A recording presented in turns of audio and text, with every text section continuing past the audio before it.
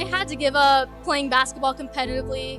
A lot of behind the scenes work that not many people see, a lot of failure that isn't really shown. You don't have to do what everyone else is doing, the traditional path that everyone else is taking. That does not mean that you're going on the wrong track. It's just a redirection, is what I always call it. Today, I'm sitting down with someone who could have taken the traditional route, highlight reels, AAU circuits, the path everybody expects. She didn't take it. Instead, she built a brand and an entire ecosystem around just the basketball scene, around getting the imaginary basketball content to be able to speak to younger audiences. And it grew over 1 million followers and built her way. And she's also the founder of Elite Hoop Hers. And the spelling matters. HERS, a community she built specifically so girls and complete beginners feel like they actually belong in the sport. She runs her own podcast. She collaborated with some of the biggest names in the basketball scene, and she's doing that all while still in high school. Right here in San Antonio, we're getting into the creative process, the founder mindset, and what she's really building behind the scenes. Let's get into it. Emerson Keller. All right. So, yeah, we're here locally here in San Antonio. So she's been a huge inspiration, not just for the young athletes, but for myself too, as well. When I started making content, I started to kind of see more of you, and it was a huge inspiration to see another basketball creator in the scene. But I want to know you before the scene of getting yourself out there, and not the version that gets all the views, all the millions of followers, but the version that started before. Yeah, so for me, a big part of that was just thinking outside of the box. I did not take the traditional basketball route as people would expect for someone my age, but I was one of the first girls to develop the trick shots that I do.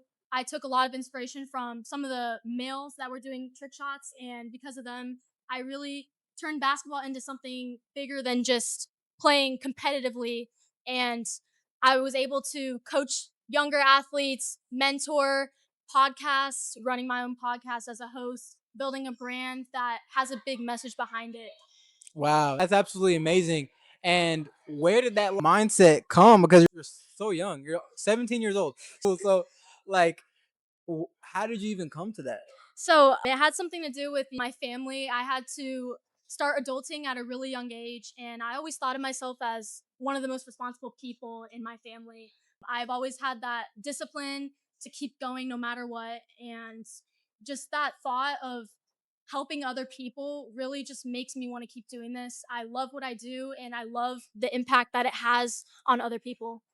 Yeah, impact and a why is huge. Having that why factor takes anybody in any situation, because sometimes people in life have post traumatic stress disorder, but I believe that anything you can have can be post traumatic growth, and you can grow a lot out of really bad situations. I mean, we got to give empathy to the people that go through trauma. Everybody's feelings belong. Everybody matters in a sense that trauma is real, but to be able to grow out of that is real. And you spoke on a big fact that you had to become an adult at a young age.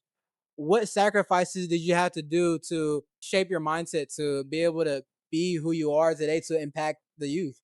So, using my passions and the talents that I have in order to help provide for the people that I care about and just really make a positive impact on everyone who has helped me throughout this entire time. And my motivation is unwavering. Whatever I put my mind to, I can just do it. And I feel like that will lead to something way bigger than what I ever imagined. And I am so grateful for everything that I'm doing. What do you think that you had to give up to be able to get yourself into content? I had to give up playing basketball competitively, definitely that. I also had to give up a lot of time, a lot of behind the scenes work that not many people see, a lot of failure that isn't really shown. I try to show the bloopers to show that not everything is going to be perfect. There are going to be some times where you mess up, and learning from that, keep going through those failures is what taught me a really big message that I want to share to others. Turning the ordinary route that everybody thinks to go and just doing the complete opposite. Exactly what you want, and that's what people need to have. Because I saw some of your highlights. You're a very, very talented hooper, and I know if you stayed determined in that, you could have did something, but you made something even bigger and better that some basketball players never get to have. The thing that's so amazing about you that I've seen with your content is that it's a vision and it's something that can be long term. And I'm trying to figure out where to put, but it's so great to invest in that at a young age that a lot of kids don't get to have. And if they have that, they can know to create generational wealth. Generational wealth is not something that you just have that's monetary or money. It's impact, a mission. It's something bigger. And I see that's what you're building with your platform. So I really do shout out you for that, and I applaud you for what you're doing here in San Antonio. I want to kind of relate this because for me, I resonate with this a lot. I was also a very, very talented hooper.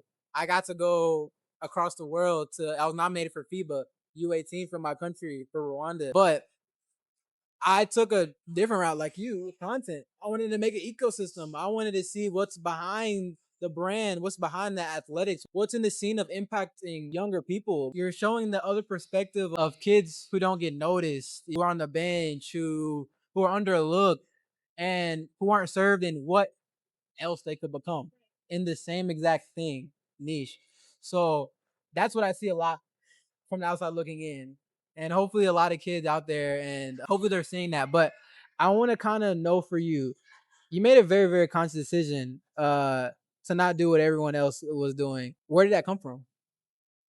That came from my experiences. My experiences were not what a normal kid would deal with. And because of that, I had to start adulting at a really young age. Sometimes I would look around me and I would see people who their voices were not heard as they should have been. So, in order to help alleviate that, I decided to host Zoom calls for kids who were going through the same stuff I was going through, like personal family stuff, or who might have been struggling mentally, just needed some assistance. And I was their mentor to help their voice be heard and to help them have an outlet to talk to whenever they needed it. Wow. That's absolutely amazing. And that's huge because people only see from the outside is the trick shots, some of the stuff, some of the things that gets a lot of reach, but they don't know that impact you're doing behind the scenes. And wow, that right there it go just resonates into to our next segment. Tell me about hoopers. I Yes. want you to acknowledge the intentionality and there's huge intentionality. In the beginning, you heard me say HERS. Yes. What does it mean to be a young athlete, but also a young athlete, a young adult woman, a young girl who wants to be like you or get into a situation to have the confidence, the Yeah. So determination, resilience. Yeah. So elite hoopers, hers at the end instead of the traditional hoopers, is I built it to encourage young girls especially to pick up a basketball, pick up that sport. If you have passion for it, go ahead and do it no matter if you have past experiences or not. I did not start playing basketball. That was not the first sport I started playing. I started playing basketball right before middle school and I had to give up two other sports that I truly loved deeply. And I found that basketball allowed me to express my creativity more than the other two sports. And I was using my creativity to go to the female side and really just express my passion for the game to them. Wow. So you gave that IQ more than skill development, I guess, in a sense. Yes. Having that creativity, like whatever you're doing, you can make it your own game. What I go by is paint the game. Make it your own. It's not, it's a game, but it's supposed to be fun at the end of the day. And that's what I'm trying to do. The trick shots are fun. Playing competitive basketball was fun, but the trick shots are just something else that not many people have seen before, especially for a female athlete. So I feel like that is also inspiring young girls to start doing basketball tricks, spinning the basketball on their finger, watching all these videos, and just really finding a deeper passion. Wow. That's huge. That's very, very intentional because people think that going into that opposite route, going into a different lane, it's just completely going off track. But look what it's built for you. It's built something so huge. And you're trying to tell people that they can do exactly the same thing. Like for me, we're kind of similar, low key. Like you're a trick shotter, I'm a dunker. So it's kind of similar. And there's more things to basketball people don't know that there is more to this. This is a culture, it is an ecosystem. So much different things live inside of it.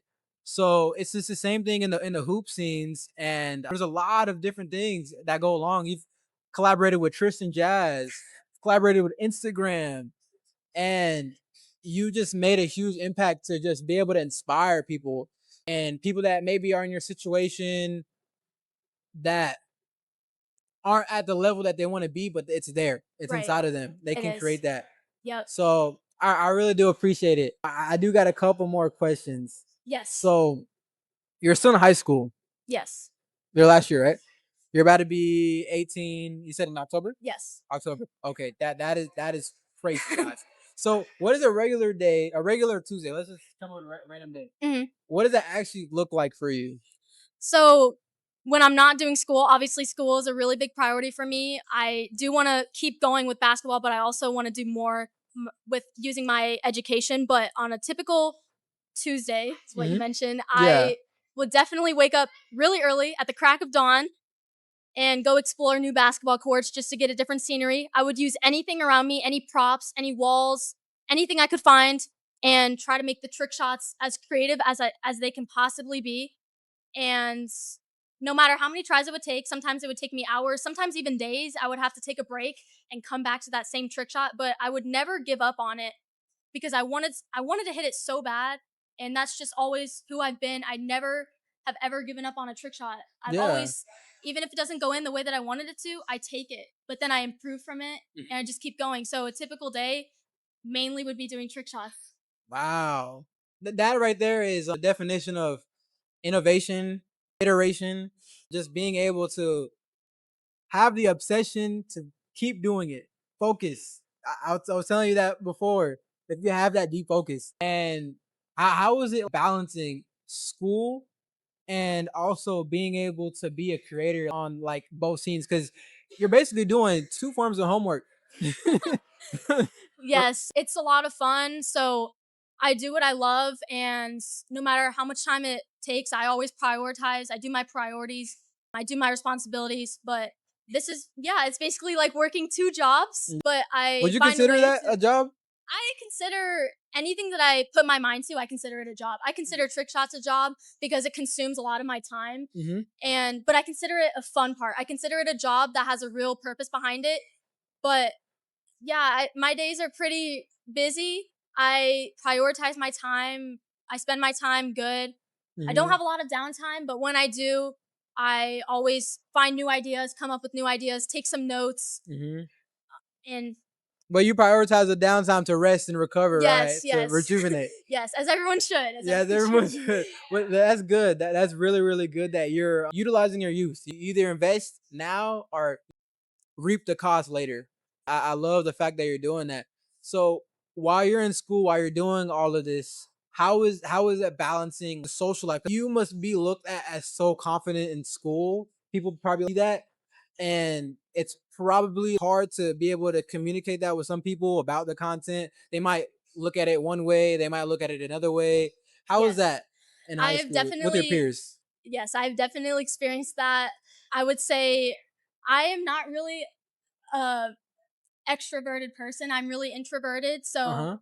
doing this Wow. really has gotten me out of my comfort zone, and it Yeah. has taught me a skill that I didn't really have before, which is starting conversations with people. But I have gotten better at that. I've Yeah. improved, and sometimes I don't smile a lot. I'm really focused when I do Yeah. something. I'm always focused. I get to the point, I get to the bottom of it, but obviously when I do what I love, I always smile. So it is hard to explain what I do to some people, but when I find people that have similar interests and want to improve their game, especially in basketball, I can always connect with them and relate to them. That's hard to explain because a lot of creators are like that. Like I see like myself, I'm like that. I've recently gotten better over time because I've been doing this for a while. Mhm. You just explain the the story of my life and a lot of other people's lives when it comes to content creation because it's like you're introverted, extroverted. You're you're a very great researcher, but you don't like to really research the stuff in school. That was me. I love just to research stuff just in general, but things I'm interested in. Because like for me, I relate to that just a lot. Because in high school, I was creating content. When I was a junior, that's when I started to really kind of blow up a little bit. I had a little in-game dunk, and it's hard to connect with your peers because they look at you they look at you to a different lens. You were here once with them, and then now you're there, and they have a different outlook, but they don't see that you're just making another outlet for yourself, finding another opportunity. So if you do ever get in a situation where naysayers they talk their talk, or you're in school, you might have them come here and there. You just gotta see the bigger picture. Exactly what I was just talking about a moment ago. The cost. Right. It's either going to be now or it's going to be later. A lot of them, I bet you they see you. I'm so inspired by you, but they don't say that to you. Right. Yes. You just have to be like, it's a journey in the past for everybody. Yes. And the fact that you have the determination to not care, that is everything. So I want to give you your flowers there.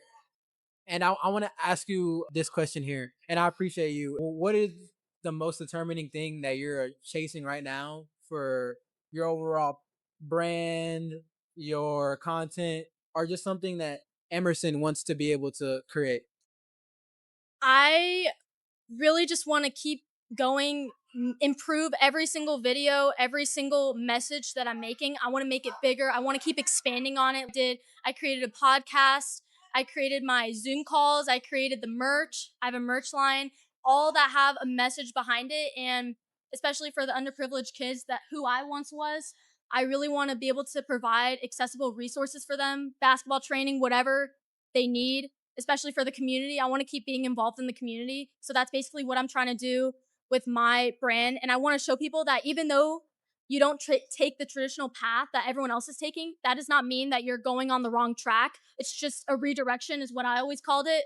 I took a step away from a path, but then I came back to it, but having a different mindset and different perspectives, experiences, and everything. I really do see your future being promising. With that, just the consistency there and what you've already built, it's gonna be something big. What is the message you want to give to the young girls out there, the young athletes? A message that you want them to be able to have to take with them too as well. Keep doing what you love. Always find a deeper meaning behind what you're doing. Make it your own game. You don't have to do what everyone else is doing. You can have different passions, you can have different interests, and you can even be the kid who I was, who everyone thought was a little bit awkward at first. Just be yourself, be authentic, and always have fun, because every day is just a new day to learn, grow, meet new people, and have new experiences. So that's what I want to give to everybody right now. The message. That's amazing. You couldn't have said it any other better way. So this is Emerson Keller. This is Gateway Growth Conversations, and we're out of here.